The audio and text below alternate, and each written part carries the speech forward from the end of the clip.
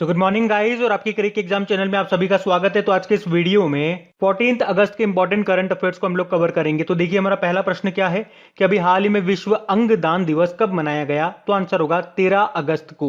तो हर साल 13 अगस्त को वर्ल्ड ऑर्गन डोनेशन डे के रूप में मनाया जाता है।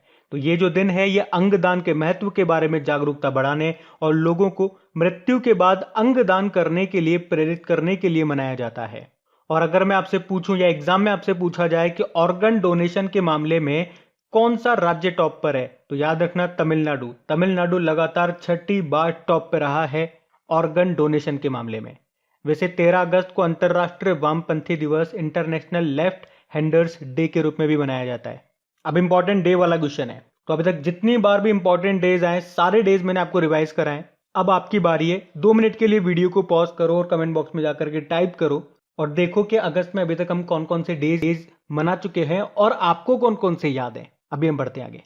फिर बताइए अभी हाल ही में जारी रिपोर्ट्स के अनुसार 2020 में सबसे प्रदूषित देश कौन सा रहा। तो आंसर होगा बांग्लादेश। तो ब्रिटिश कंपनी है हाउस फ्रेम, उसके द्वारा तैयार की गई रिपोर्ट है यह और उसके अनुसार 2020 में बांग्लादेश दुनिया में सबसे प्रदूषित देश रहा है। इसके बाद पाकिस्तान, उसके बाद भारत और फिर मंगोलिया रहा। अच्छा ये तो देशों की रैंकिंग होगी पोल्यूशन को लेकर के। अगर शहरों में बात करेंगे तो चाइना का होता प्रांत को सबसे प्रदूषित शहर बताया गया। दूसरे नंबर पर उत्तर प्रदेश का है गाजियाबाद। अब बात बांग्लादेश की है तो ये रहा मैप में बांग्लादेश। देखो बांग्लादेश की कैपिटल ढाका है और यहीं पे आपको बिम्स्टेक का हेडक्वार्टर भी मिलेगा। और आप जानते हो 2021 में बिम्स्टेक की अध्यक्षता कर रहा है श्रीलंका। इसकी करेंसी है टका। प्रेसिडेंट है अब्दुल हामिद और प्रधानमंत्री शेख हसीना है। बांग्लादेश के एक व्यक्ति है मोहम्मद यूनुस, याद रखना ओलंपिक लॉरेल पुरस्कार मिला इनको। और बांग्लादेश के ही हैं शहादत रहमान जिन्होंने अंतरराष्ट्रीय बाल शांति पुरस्कार जीता था। उसके अलावा अभी हमने पढ़ा था कि आपदा प्रतिरोधी बुनियादी ढांचे के लिए गठबंधन जो है यानी कि coalition for disaster resilient infrastructure का 25वां मेंबर बन गया है बांग्लादेश।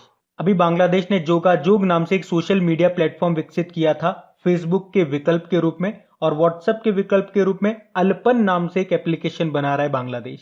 उसके अलावा याद रखना जो यूनेस्को है इसने रचनात्मक अर्थव्यवस्था के क्षेत्र में 2021 से शेख मुजीबुर रहमान के नाम पर एक अंतरराष्ट्रीय पुरस्कार शुरू करने की घोषणा की है। और शेख मुजीबुर रहमान से आपको याद आता होगा 2020 का गांधी शांति पुरस्कार जीता था शेख मुजीबुर रहमान ने, और 2019 का ओमान के दिवंगत सुल्तान कबूस बिन सईद अल सैद ने। बांग्लादेश के साथ हम मेनामती मैत्री अभ्यास करते हैं। संप्रीति नाम का युद्ध अभ्यास हम बांग्लादेश के साथ ही करते हैं। तो याद रखना, बढ़ते हैं आगे। फिर बताइए 2021 में जो डूरंड कप है उसका 130वां संस्करण कहां पे होगा। तो ये होगा कोलकाता में। तो एशिया का सबसे पुराना और दुनिया का तीसरा सबसे पुराना फुटबॉल टूर्नामेंट है ये डूरंड कप, जो कि 5 सितंबर को शुरू होगा और 3 अक्टूबर 2021 तक चलेगा। कहां पे? कोलकाता में। याद रखना ये इसका 130वां संस्करण है। पिछले बार कोविड-19 के कारण ये नहीं हुआ था, रद्द कर दिया गया था। आपको बता दूं ये जो डूरंड कप है इसको शुरू कब किया गया था, यानी कि पहली बार ये हुआ था 1888 में हिमाचल प्रदेश में। और इसका जो ये नाम है ये मोर्टिमर डूरंड के नाम पे रखा गया था जो उस समय के प्रभारी विदेश सचिव थे। और डूरंड कप को सबसे ज्यादा बार जीता है मोहन बागान और ईस्ट बंगाल ने 16-16 बार। देखो फुटबॉल से रिलेटेड कुछ इंपॉर्टेंट क्वेश्चंस मैं आपको बता रहा हूं, ध्यान रखना। आपसे पूछा जाएगा एग्जाम में यूरो कप 2020 किसने जीता। आंसर होगा इटली ने। किसको हरा करके? इंग्लैंड को हरा करके। और कोपा अमेरिका 2021 किसने जीता? अर्जेंटीना ने जीता है। किसको हरा करके? ब्राजील को हरा करके। और 2022 में जो फीफा वर्ल्ड कप होंगे कहां पे होंगे? कतर दोहा में होंगे। और 2018 वाले फीफा वर्ल्ड कप कहां पे हुए थे? रशिया में हुए थे, जिसको फ्रांस ने जीता था क्रोएशिया को हरा करके। और फुटबॉल से रिलेटेड कुछ इंपॉर्टेंट ट्रॉफीज कप्स वगैरह भी ध्यान रखना, एग्जाम में पूछे जाते हैं। जैसे कि संतोष ट्रॉफी याद रखो, फुटबॉल से संबंधित है। एग्जाम में ऐसे ही प्रश्न आएगा कि डूरंड कप का संबंध किस खेल से है? फुटबॉल से है। रोवर्स कप हो गया, सुब्रतो कप हो गया, मर्डेगा कप हो गया, आशुतोष मुखर्जी कप हो गया। तो इन सब का संबंध आपके फुटबॉल से है। अच्छा एक करंट अफेयर्स का और प्रश्न पूछता हूं आपसे, बताओ मोहन बागान रत्न से किसे सम्मानित किया गया। तो आंसर होगा शिवाजी बनर्जी को। अब ये होगा कहां पे? कोलकाता में। अच्छा कोलकाता किस नदी के किनारे स्थित है? हुगली नदी के किनारे। और अगर आपसे पूछा जाए भारत की पहली अंडर वाटर मेट्रो कौन सी है? कोलकाता मेट्रो। किस नदी के नीचे? हुगली नदी के नीचे ही। और सबसे लंबा प्लेटफॉर्म, रेलवे प्लेटफॉर्म, ये कहां पे बन रहा है? ये हुबली रेलवे स्टेशन पे बन रहा है, जो कि है कर्नाटक में। कल मैंने आपको मिस्टेक से ये पश्चिम बंगाल का बोल दिया था, इसीलिए मैं आज इसको करेक्ट करा रहा हूं। तो सबसे लंबा रेलवे प्लेटफॉर्म ये कहां बन रहा है? हुबली रेलवे स्टेशन, जो कि मिलेगा आपको कर्नाटक में। वैसे अभी हुबली रेलवे स्टेशन का नाम बदल करके क्या कर दिया गया? श्री सिद्ध रुदा स्वामी जी कर दिया गया है, यह आप ध्यान रखना। बाकी आप जानते हो भारत में टोटल कितने रेलवे जोन है? 18 रेलवे जोन है। और यहां से भी एक प्रश्न बनता है, क्या कोई मेट्रो रेलवे जोन में शामिल है? तो आंसर होगा यस। कौन सी? Kolkata metro 17th railway zone है। तो इतना आप ध्यान रखना, बाकी बढ़ते आगे। फिर बताइए कौन सा राष्ट्रीय उद्यान सैटेलाइट फोन से लेस होने वाला भारत का पहला राष्ट्रीय उद्यान बन गया है? तो आंसर होगा काजीरंगा राष्ट्रीय उद्यान। तो अभी काजीरंगा नेशनल पार्क जो आपको मिलेगा असम में, ये सैटेलाइट फोन से लेस होने वाला भारत का पहला नेशनल पार्क बन गया है। ये जो सैटेलाइट फोन है, ये शिकारियों पर नजर रखने और बाढ़ जैसी आपात स्थिति से निपटने में वन कर्मियों की सहायता करेगा। अच्छा, पूछा जाए आपसे अगर एग्जाम में कि भारत का नवीनतम नेशनल पार्क कौन सा है, तो देहिंग पटकई नेशनल पार्क, जो कि असम में है, असम का 7वां नेशनल पार्क। और असम में 2 नेशनल पार्क बने थे, एक तो ये देहिंग पटकई नेशनल पार्क, और इससे पहले छठा बना था कौन सा? रायमोना नेशनल पार्क, जो कि गोल्डन लंगूर के लिए फेमस है। तो अब असम में टोटल कितने नेशनल पार्क है? 7 नेशनल पार्क हैं। 2 ही अभी नए बन गए, 5 कौन से हैं? काजीरंगा नेशनल पार्क, जो कि एक सिंग वाले गेंडे के लिए फेमस है, Nameri national park, Manas national park, Dibru Saikhowa national park और औरंग नेशनल पार्क। अच्छा, एक प्रश्न अभी आया था कि अभी कितने टाइगर रिजर्व को CATS की मान्यता दी गई है? तो आंसर होगा 14 को। अब अगर आपको याद है तो ये बताओ इसमें से असम के कितने टाइगर रिजर्व हैं और कौन कौन से हैं? बाकी देखो, जिम कॉर्बेट नेशनल पार्क की बात करोगे तो ये देश का पहला नेशनल पार्क है जो उत्तराखंड में है, और इसका पहले नाम हुआ करता था Hailey national park. Satpura national park, जो कि एक टाइगर रिजर्व भी है, अभी काफी न्यूज में है ये। याद रखना, एक तो भारत के 6 स्थल जो अभी यूनेस्को की संभावित सूची में शामिल किए गए थे, उसमें से एक सतपुड़ा टाइगर रिजर्व भी था, और अभी इसे अर्थ गार्जियन श्रेणी में नेट वेस्ट ग्रुप हीरोज पुरस्कार मिला था। और आपको याद होगा राजाजी नेशनल पार्क, ये उत्तराखंड में है। अभी इसके रेंज ऑफिसर हैं महेंद्र गिरी, उन्हें इंटरनेशनल रेंजर अवार्ड मिला था। बाकी अगर मैं आपसे पूछूं कि असम की कैपिटल क्या है? दिसपुर है। मुख्यमंत्री कौन है? नए बन गए हेमंत बिस्वा शर्मा, गवर्नर है जगदीश मुखी। बढ़ते हैं आगे। फिर बताइए अभी हाल ही में जारी बुजुर्गों के लिए जीवन का गुणवत्ता सूचकांक में कौन सा राज्य टॉप पे रहा? तो आंसर होगा राजस्थान। तो अभी हाल ही में प्रधानमंत्री आर्थिक सलाहकार परिषद ने बुजुर्गों के लिए जीवन का गुणवत्ता सूचकांक को जारी किया है। तो ध्यान देना, 5 मिलियन से ज्यादा आबादी में बात करोगे तो राजस्थान टॉप पर है, लेकिन 5 मिलियन से कम आबादी में अगर बात की जाएगी तो हिमाचल प्रदेश टॉप पर है। तो ये दोनों फैक्ट याद रखना। अच्छा, बुजुर्गों से रिलेटेड एक डे भी होता है, कौन सा? International day of older person, जो मनाया जाता है 1 अक्टूबर को। बाकी आपको याद होगा social justice and empowerment ministry ने बुजुर्गों के लिए एल्डर लाइन प्रोजेक्ट शुरू किया था। उसके अलावा सेज प्रोजेक्ट भी शुरू किया था। यहाँ पे सेज का मतलब होता है senior care aging growth engine, और social justice and empowerment minister कौन है? वीरेंद्र कुमार है। लेकिन यहाँ पे बात हो रही है राजस्थान की, तो ये रहा मैप में राजस्थान। देखो, राजस्थान की कैपिटल जयपुर है, जयपुर को पिंक सिटी बोलते हैं, और अभी जयपुर को वर्ल्ड हेरिटेज साइट का दर्जा भी मिला था। वैसे अगर आपसे पूछा जाए कि भारत में कितनी वर्ल्ड हेरिटेज सिटीज हैं, तो याद रखना 2 हैं, एक तो ये जयपुर है और एक गुजरात का अहमदाबाद है। उसके अलावा भारत का दूसरा और दुनिया का तीसरा सबसे बड़ा स्टेडियम भी बनने जा रहा है जयपुर में। यहाँ के मुख्यमंत्री अशोक गहलोत हैं, गवर्नर है कलराज मिश्र, और चीफ जस्टिस है इंद्रजीत मोहंती। वैसे राजस्थान दिवस कब मनाया जाता है? 30 मार्च को। अभी अगर आपसे पूछा जाए कि राजस्थान सरकार ने प्रत्येक श्रेणी के लिए न्यूनतम मजदूरी में कितने रुपए की वृद्धि की थी प्रतिदिन में? 27 रुपए की, 27 रुपए बढ़ा दिए। अभी राजस्थान सरकार ने मिशन निर्यातक बनो भी शुरू किया था। और राजस्थान के एक व्यक्ति हैं श्याम सुंदर ज्ञानी, जिन्हें लैंड फॉर लाइफ अवार्ड 2021 दिया गया था। और अभी KVIC ने बोल्ड प्रोजेक्ट शुरू किया, कहां से? राजस्थान के उदयपुर से। इसमें बांस के पौधे लगाए गए।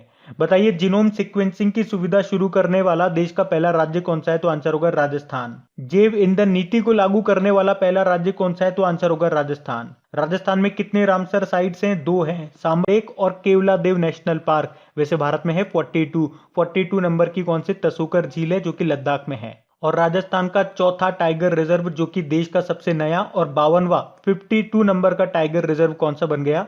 राजस्थान का रामगढ़ विषधारी अभ्यारण्य, जो कि आपको मिलेगा राजस्थान के बूंदी में। उसके अलावा देश का पहला कृषि आधारित सौर ऊर्जा संयंत्र ये किस राज्य में शुरू हुआ? तो आंसर होगा राजस्थान में। यहीं पे ही मुख्यमंत्री किसान मित्र ऊर्जा योजना शुरू हुई थी, मुख्यमंत्री अनुप्रति कोचिंग योजना शुरू हुई थी, घर घर औषधि योजना शुरू हुई थी, मुख्यमंत्री चिरंजीवी योजना शुरू हुई थी यहाँ पे।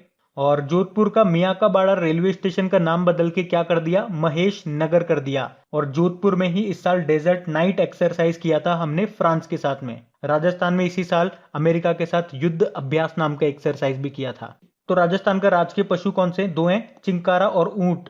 पक्षी है गोडावन जिसे ग्रेट इंडियन बस्टर्ड बोलते हैं। पुष्प है रोहिड़ा का, वृक्ष है खेजड़ी का। 4 टाइगर रिजर्व कौन कौन से हो गए? Sariska tiger reserve, Ranthambore tiger reserve, Mukundra hills और रामगढ़ विषधारी अभ्यारण्य। तो ये फिर बताइए, अभी हाल ही में इसरो का GSAT-1 मिशन को किस रॉकेट की सहायता से लॉन्च किया गया था? तो आंसर होगा GSLV F10।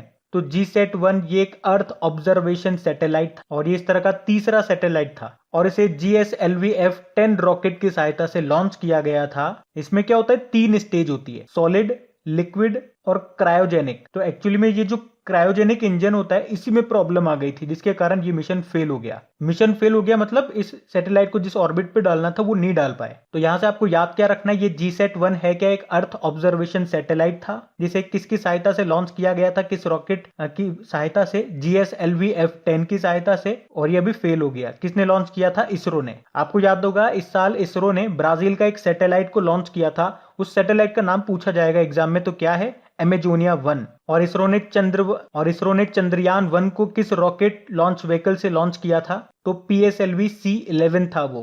चंद्रयान 2 को किस रॉकेट लॉन्च व्हीकल से लॉन्च किया था? GSLV Mark 3। और जिसमें रोवर का नाम था प्रज्ञान, लैंडर का नाम था विक्रम। और अगर आपसे पूछा जाए जो मंगलयान है उसका चित्र किस नोट पर अंकित है? 2000 रुपए के नोट पे। उसको 2013 में भेजा गया था। किस रॉकेट की सहायता से? PSLV C25। और अगर आपको याद हो तो हमने पढ़ा था गगनयान मिशन जो कि भारत का पहला मानव युक्त अंतरिक्ष मिशन है, उसके लिए अभी किस इंजन का सफल परीक्षण किया गया था तीसरी बार? विकास इंजन का। अच्छा बताओ, अभी नासा ने मंगल पर अपना कौन सा रोवर भेजा था? परसेवेरेंस रोवर। और वहां पे उसने एक हेलीकॉप्टर भी उड़ाया था, उसका नाम इंजीन्यूटी है। और यूनाइटेड अरब अमीरात के मंगल मिशन का नाम क्या है? होप मिशन है। और चाइना का कौन सा मिशन है? तियानवेन-1। उसने जो रोवर भेजा था उसका नाम है जुरोंग। देखो इसरो की बात करेंगे, इंडियन स्पेस रिसर्च ऑर्गेनाइजेशन, इसकी स्थापना होती है 1969 में। चेयरपर्सन कौन है? के शिवन है, जिनको रॉकेट मैन ऑफ इंडिया के नाम से भी जाना जाता है। अभी वॉन कर्मन पुरस्कार 2020 जीता था इन्होंने। इसरो का मोटो क्या होता है? Space technology is in service of human kind. तो ये ध्यान रखना, बढ़ते आगे। भारत जो है ये स्थापित अक्षय ऊर्जा के मामले में दुनिया में कौन से स्थान पे है? तो आंसर होगा चौथे स्थान पे। तो भारत आज स्थापित अक्षय ऊर्जा यानी कि इंस्टॉल्ड रिन्यूएबल एनर्जी के मामले में ये चौथे स्थान पर है। जबकि सोलर एनर्जी में बात करेंगे तो ये 5वें स्थान पर है और विंड एनर्जी के मामले में चौथे स्थान पर है। एक्चुअली में अभी भारत में टोटल इंस्टॉल्ड रिन्यूएबल एनर्जी यानी कि स्थापित अक्षय ऊर्जा क्षमता 100 गीगावाट को पार कर गई है। और भारत का लक्ष्य क्या है वैसे 2030 तक का? 450 गीगावाट अक्षय ऊर्जा के उत्पादन करना। अच्छा, हमारे ऊर्जा और नवीन एवं नवीकरणीय ऊर्जा मंत्री मतलब power and new and renewable energy minister कौन है? RK सिंह है, राजकुमार सिंह। और अगर मैं आपसे पूछूं कि दुनिया का सबसे बड़ा सौर ऊर्जा वृक्ष ये कहां पे लगाया गया? सोलर ट्री, पश्चिम बंगाल के दुर्गापुर में। और international solar alliance framework agreement की पुष्टि करने वाला पहला देश कौन सा है? तो डेनमार्क है। इंटरनेशनल सोलर अलायंस, इसका हेडक्वार्टर मिलेगा आपको गुरुग्राम हरियाणा में। तो ये याद रखना, बढ़ते हैं। फिर बताइए, अभी हाल ही में किसने the handbook for electric vehicle charging infrastructure implementation जारी की है? तो आंसर होगा नीति आयोग ने। तो अभी नीति आयोग ने राज्य सरकारों और स्थानीय निकायों को इलेक्ट्रॉनिक वाहनों के लिए चार्जिंग नेटवर्क स्थापित करने के लिए उनका मार्गदर्शन करने के लिए एक हैंडबुक जारी की है। और इसको जारी करने का उद्देश्य है चार्जिंग इंफ्रास्ट्रक्चर को बढ़ावा देना और देश में इलेक्ट्रिक मोबिलिटी में तेजी से बदलाव की सुविधा प्रदान करना। देखो नीति आयोग की बात करेंगे तो इसे योजना आयोग के जगह पे लाया गया था 2015 में। स्थापना होती है इसके 1 जनवरी 2015 को। इसकी फुल फॉर्म क्या होती है? National institute for transforming India. इसके अध्यक्ष भारत के प्रधानमंत्री होते हैं जो कि है नरेंद्र मोदी, उपाध्यक्ष राजीव कुमार है और CEO अमिताभ कांत है। अभी आपको याद होगा सुरक्षित हम सुरक्षित तुम अभियान शुरू किया था नीति आयोग ने ही। और व्यक्तिगत संगठनों से मिलने वाली सहायता को ट्रैक करने के लिए नीति आयोग ने कोव एड पोर्टल को लॉन्च किया था। और उससे पहले नीति आयोग ने नवाचार सूचकांक इनोवेशन इंडेक्स जारी किया था, उसमें मेजर स्टेट्स की कैटेगरी में कर्नाटक टॉप पे रहा था। तो ये ध्यान रखना, बढ़ते आगे। फिर बताइए अभी हाल ही में कहां बंगस आवाम मेले का उद्घाटन किया गया? तो आंसर होगा जम्मू कश्मीर में। जम्मू कश्मीर के जो उपराज्यपाल है मनोज सिन्हा, उन्होंने कुपवाड़ा जिले के बंगस घाटी में स्वतंत्रता के 75 वर्ष 75 ईयर का जश्न मनाने के लिए बंगस आवाम मेले का उद्घाटन किया है। तो प्रश्न अगर आपसे एग्जाम में पूछा जाए कि बंगस आवाम मेला, इसका आयोजन कहां पे किया गया? जम्मू कश्मीर में। कुछ और मेले और त्योहार के बारे में आपको बताता हूं जो कि इंपॉर्टेंट है और अक्सर एग्जाम में रिपीट होते हैं। जैसे कि जम्मू कश्मीर का ही ले लो एक खीर भवानी मेला, और नुआखाई त्योहार मनाया जाता है उड़ीसा में। उड़ीसा से आप याद रख सकते हो बाली यात्रा हो गया, धानु यात्रा महोत्सव हो गया, रजा पर्व उत्सव हो गया, इन सब का संबंध है उड़ीसा से। एग्जाम में एक बार पूछा गया था खर्ची पूजा का संबंध किस राज्य से है? त्रिपुरा से है। चापचारकुट महोत्सव कहां पे मनाया जाता है? मिजोरम में। और पक्के पागा हॉर्नबिल फेस्टिवल ये मनाते हैं अरुणाचल प्रदेश में। और यहां से याद रखना, अगर एग्जाम में आए हॉर्नबिल फेस्टिवल कहां मनाया जाता है तो आंसर करना नागालैंड में। लेकिन पूछा जाए पक्के पागा हॉर्नबिल फेस्टिवल कहां मनाया जाता है तो आंसर करना अरुणाचल प्रदेश में। बाकी अंबुबाची मेला ये कामाख्या देवी मंदिर में लगता है जो कि है असम में। और गुड़ी पड़वा ये मनाया जाता है महाराष्ट्र में।